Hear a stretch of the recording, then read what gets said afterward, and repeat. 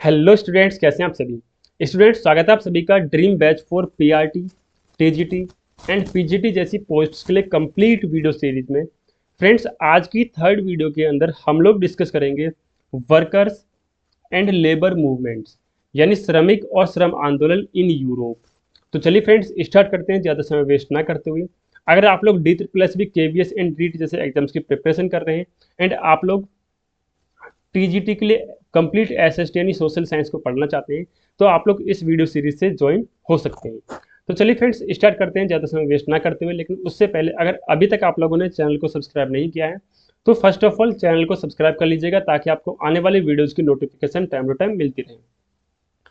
देखिए फ्रेंड्स, जैसा कि आप सभी को पता है, हम लोग इस वीडियो सीरीज में शुरुआत से डिस्कशन कर रहे हैं एसएसटी का, एंड जिसमें हमने सबसे पहले जो टॉपिक लिया है वो है कंटेम्प्रेरी वर्ल्ड, यानी समकालीन दुनिया।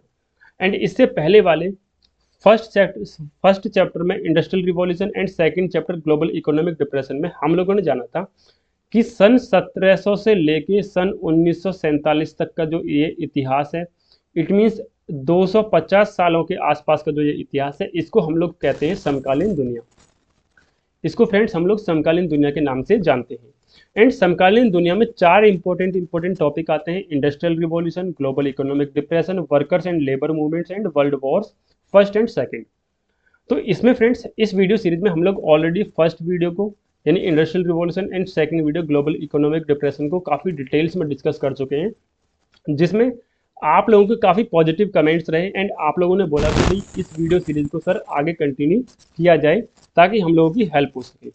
तो हमने सोचा कि चलिए इस वीडियो सीरीज को अब पूरा कंप्लीट किया जाएगा, एंड उससे जब तक ये वीडियो सीरीज पूरी कंप्लीट नहीं होगी, इसको बीच में स्टॉप नहीं किया जाएगा। तो देखिए फ्रेंड्स, आज के वीडियो में हम लोग डिस्कस करेंगे वर्कर्स एंड लेबर मूवमेंट्स।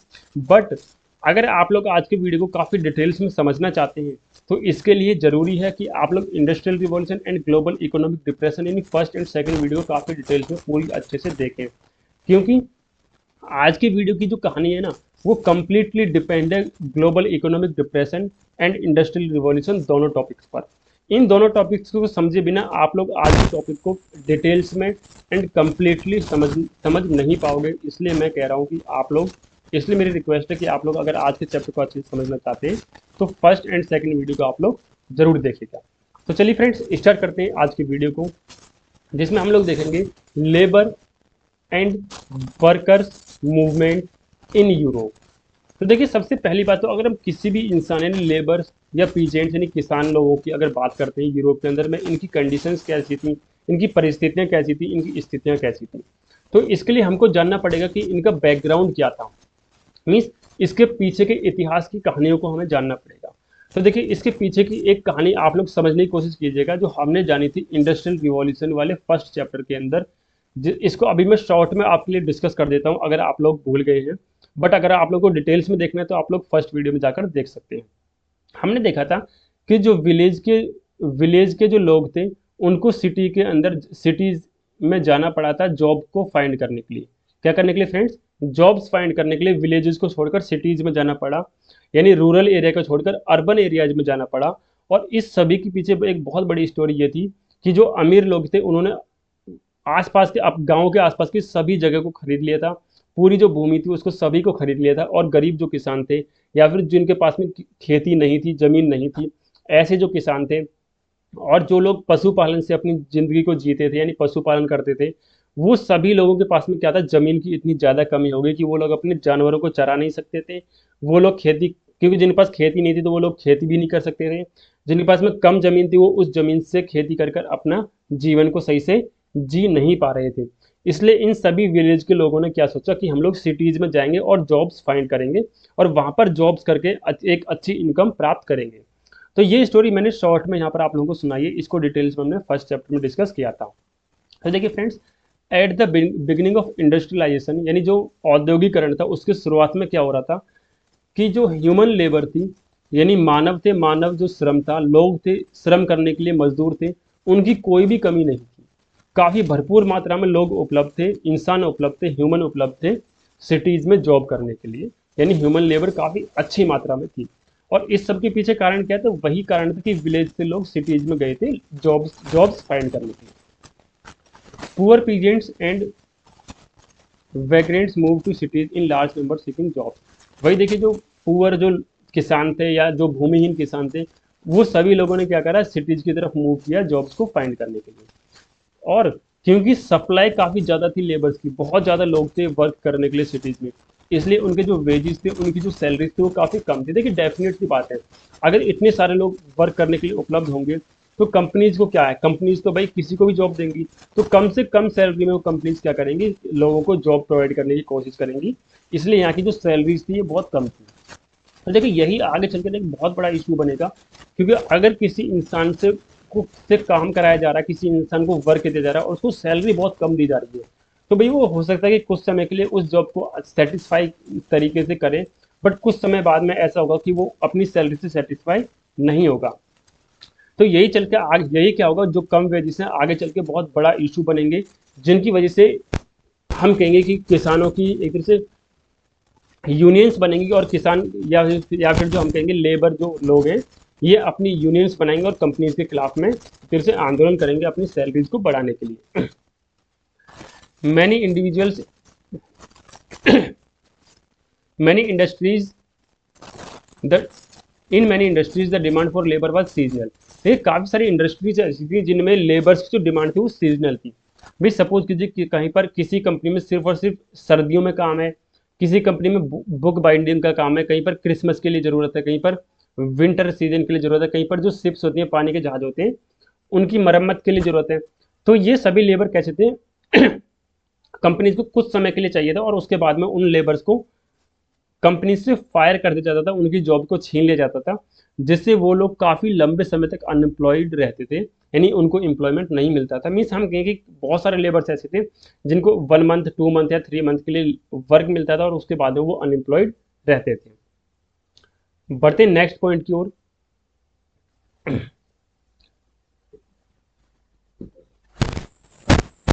देखिए, हमने जाना था कि जो इंडस्ट्रियलाइजेशन का समय था, इंडस्ट्रियलाइजेशन में ज़्यादातर जितनी भी चीज़ें थी वो हैंडमेड से मशीन मेड की ओर ट्रांसफ़र हुई।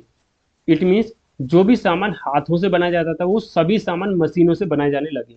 और क्योंकि हाथों से बनाने में हाथों से किसी भी प्रोडक्ट को बनाने में काफ़ी ज़्यादा समय लगता है, काफ़ी मेहनत लगती है, तो इसलिए ये सभी सामान क्या है, महंगे हुआ करते थे एंड एक्सपेंसिव हुआ करते थे। बट जैसे ही इन सभी मटेरियल्स को, इन सभी प्रोडक्ट्स को मशीन से बनाया जाने लगा, तो मशीन्स बहुत कम समय में इन सामान को बनाने लगी, इन प्रोडक्ट्स को बनाने लगी, प्रोड्यूस करने लगी। एंड क्योंकि कम समय में इन प्रोडक्ट्स को बनाया जा रहा था, इसलिए इनकी जो कॉस्ट थी वो भी काफ़ी कम थी, यानी कि ये चीप, एक तरह से सस्ते सामान बनाए जा रहे थे। बट इसके बावजूद भी कुछ चीज़ें ऐसी थी, कुछ प्रोडक्ट्स ऐसे थे जिनको मशीन से नहीं बनाया जा सकता था, और उन प्रोडक्ट्स को बनाया जाता था हाथों से, हैंड प्रोडक्शन किया जाता था मैनुअली। इट मीन्स हम कहेंगे कि कुछ चीज़ें ऐसी ऐसी थी जिनको मशीन को से नहीं बनाया जाता था बल्कि हाथों से ही बनाया जाता था। और वो चीज़ें क्या थी फ्रेंड्स, वो थी हैमर्स यानी हथौड़े, एक्सिस यानी कुल्हाड़ियाँ, मतलब इस टाइप के जो प्रोडक्ट्स हैं उनको अभी भी हाथों से बनाया जाता था। The aristocrats and the rich also preferred handmade products as they came to symbolize refinement and class। देखिए, जो अभिजात वर्ग था यानी एस्टोक्रेट्स थे, एंड जो रिच पीपल थे यानी कि अमीर लोग थे, वो अभी भी मशीन प्रोडक्ट्स को अच्छा नहीं मानते थे, यानी कि प्रेफर नहीं करते थे। उनका ये मानना था कि जो हैंडमेड प्रोडक्ट्स हैं वो हमारे लिए ज़्यादा अच्छे हैं, क्योंकि हैंडमेड मेड प्रोडक्ट्स को अलग से इंडिविजुअली बनाया जाता है। इंडिविजुअली का अर्थ है स्टूडेंट्स कि सपोज कीजिए कि आपको अपने लिए कोई एक प्रोडक्ट बनवाना है, और उस प्रोडक्ट को अगर आप लोग किसी ऐसे वर्कर के पास में जाके आप उसके हाथों से बनवाएंगे, तो वो वर्कर आपके लिए स्पेशली नाप तोल करके एक आपकी पसंदीदा चीज़ बनाएगा। बट फैक्ट्रीज में क्या था भाई, चीज़ें वो थोक में बनती है, मीन्स काफ़ी बड़ी मात्रा में बनती हैं, तो वहाँ पर किसी एक इंडिविजुअल पर्सन की डिमांड्स को ध्यान में रखते हुए चीज़ों का प्रोडक्शन नहीं होता है।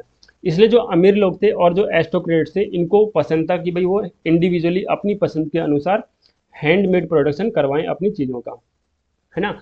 एंड सेकंड चीज़, इन जो हैंडमेड प्रोडक्शन होता है इनमें केयरफुली डिजाइन, यानी भाई जो वर्कर्स होते हैं वो केयरफुली अपने मीन जो भी व्यक्ति अपने लिए कोई प्रोडक्ट बनवा रहा है उसकी पसंद को ध्यान में रखते हुए चीज़ों का निर्माण करते हैं। Factory produced goods on the other hand we mass were mass production and generally were more for export to colony. बिल्कुल जो हमने जाना कि जो फैक्ट्री में जो सामान बनता है, जो प्रोडक्ट्स बनते हैं, उनमें किसी एक इंडिविजुअल पर्सन की पसंद को ध्यान में नहीं रखा जाता एंड वो चीज़ें केयरफुली डिजाइन नहीं की जाती हैं, बल्कि थोक में कभी काफ़ी बड़ी मात्रा में उनको प्रोडक्शन किया जाता है ताकि उन चीज़ों की सेल हो सके। तो इसीलिए जो एरिस्टोक्रेट्स थे एंड जो अमीर लोग थे, उन सभी को पसंद था कि वो लोग हैंड प्रोडक्ट्स को यानी हैंडमेड प्रोडक्ट्स का इस्तेमाल करें। तो देखिए फ्रेंड्स, यहाँ तक हम लोगों ने जाना कि जो लेबर्स थे एंड जो पीजेंट वर्कर्स थे, जो वर्कर्स थे, इनके बारे में कुछ इंपॉर्टेंट पॉइंट्स को हम लोगों ने डिस्कस किया। नेक्स्ट देखते हैं लाइफ्स ऑफ वर्कर्स, यानी कि जो वर्कर्स थे इनकी जिंदगियां कैसी थी। देखिए सबसे पहली बात तो ये पॉइंट हम लोग ऑलरेडी डिस्कस कर चुके हैं कि माइग्रेशन विलेजेस टू सिटीज, कि भाई जो किसान थे उन्होंने गांवों से शहरों की तरफ स्थानांतरण किया। तो ऐसा क्यों हुआ, इसके पीछे की कहानी को भी हम लोग डिस्कस कर चुके हैं। तो बढ़ते हैं नेक्स्ट पॉइंट की ओर। Getting employment was not easy. देखिए अब प्रॉब्लम क्या थी कि भाई लोग विलेज से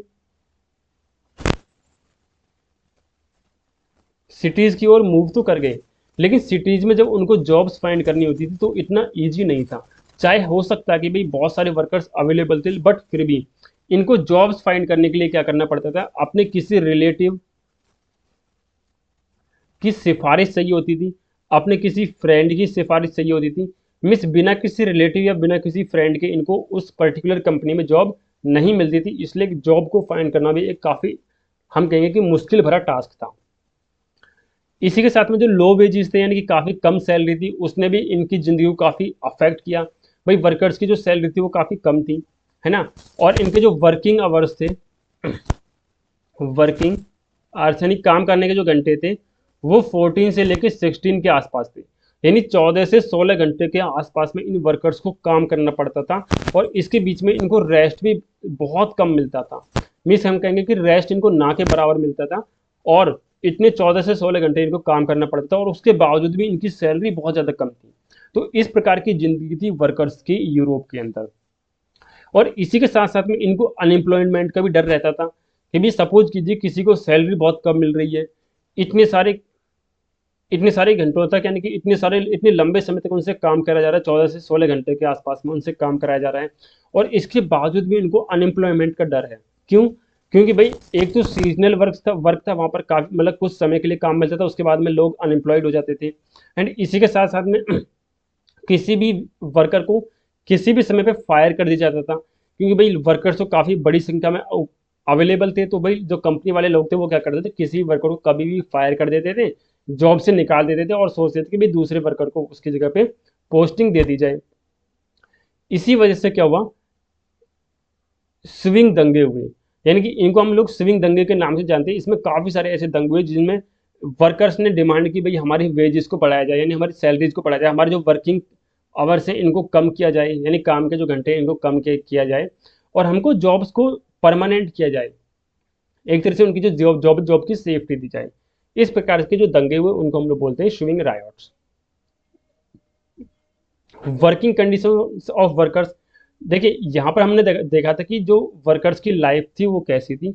इस वाली स्लाइड में हम लोग जानेंगे जो वर्कर्स की जो कंडीशन थी, वर्किंग कंडीशन, यानी कि काम करने में जो फैक्ट्रीज थी वहाँ की कंडीशन कैसी थी।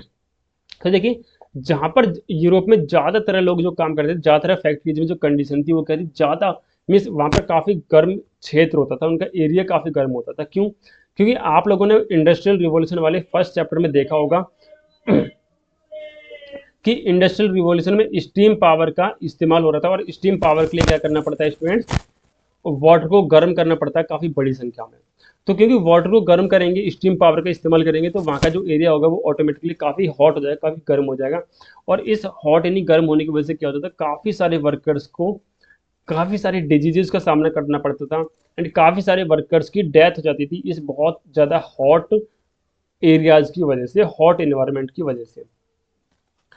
इसी के साथ साथ में एक्सीडेंट्स वर कॉमन।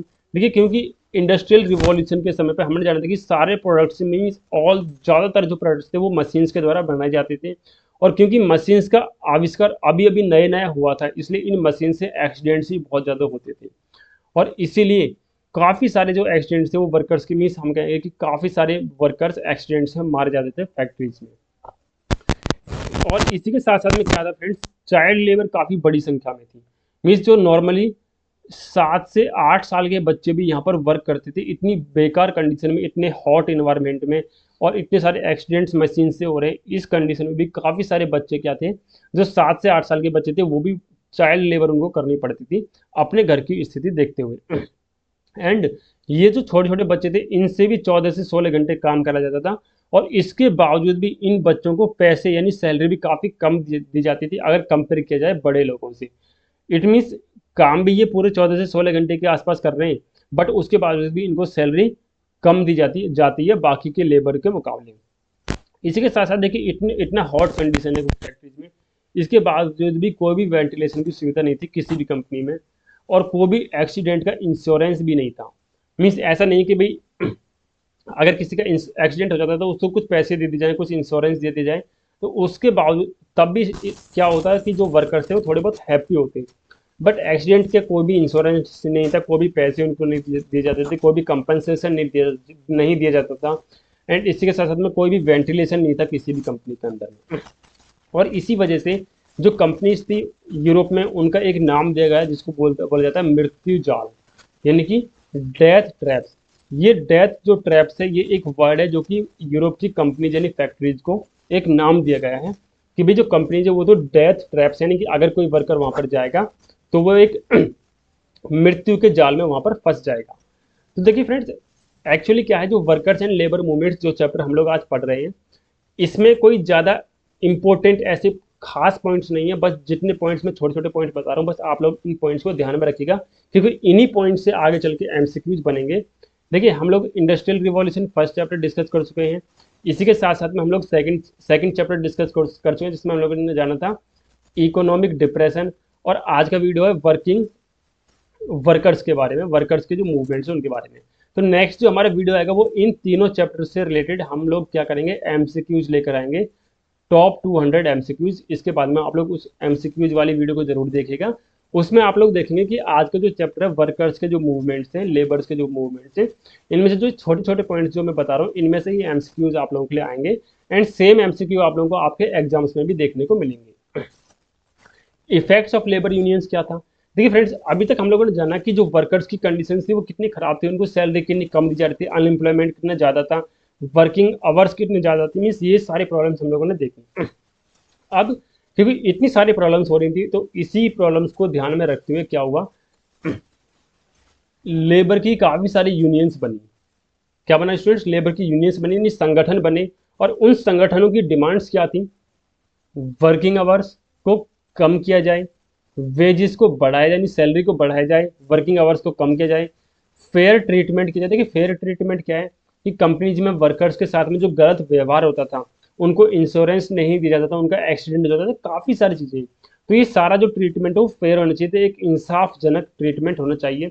अगर बच्चों को कि भाई पहले तो, और एंड इसके साथ साथ में जो चाइल्ड लेबर थी इसको खत्म किया जाए, ये सारी डिमांड्स थी वर्कर्स की, और वर्कर्स की यूनियन की जो संगठन बने थे उन सभी संगठनों की। अब देखिए फ्रेंड्स, यहाँ पर ध्यान देने वाली बात यह है कि जितने भी ये संगठन बने थे ना, ये सभी के सभी संगठन मजदूरों ने खुद ने बनाए, यानी जो मजदूर थे उन्होंने सेल्फ यानी खुद की प्रैक्टिस से, यानी खुद की कोशिशों से ये सारे संगठन बनाए। अब यहाँ पर ना तो किसी सरकार ने इनकी मदद करी, और ना ही किसी भी ऑनर यानी कंपनी के किसी मालिक ने इनकी मदद की। अब ऐसा क्यों? क्योंकि कॉमन सी बात है, जो सरकार थी और जो वर्कर्स थे, ये सभी तो हैप्पी थे, क्योंकि इनको काफ़ी लंबे समय तक काफ़ी, मीन्स वर्किंग आवर्स काफ़ी ज़्यादा था और सैलरीज काफ़ी कम थी लेबर्स की, तो इनका तो खर्चा कम हो रहा था और इनको प्रॉफिट ज़्यादा हो रहा था। इसलिए गवर्नमेंट एंड ऑनर्स जो दुकान के, मीन्स हम कहेंगे फैक्ट्रीज के जो मालिक थे, इनका तो बेनिफिट था, इसलिए ये तो हैप्पी थे। इस वजह से इन्होंने श्रमिक जो संगठन थे, इनको बनाने में कोई भी हेल्प नहीं की। फर्स्ट लेबर यूनियन जो बनी थी ब्रिटेन के अंदर में, वो बनी थी 18वीं शताब्दी में। तो देखिए फ्रेंड्स, ये थे लेबर यूनियंस बनी, कैसे बनी, फर्स्ट जो लेबर यूनियन थी वो कब बनी। लास्ट देख लेते हैं, rise of the middle class.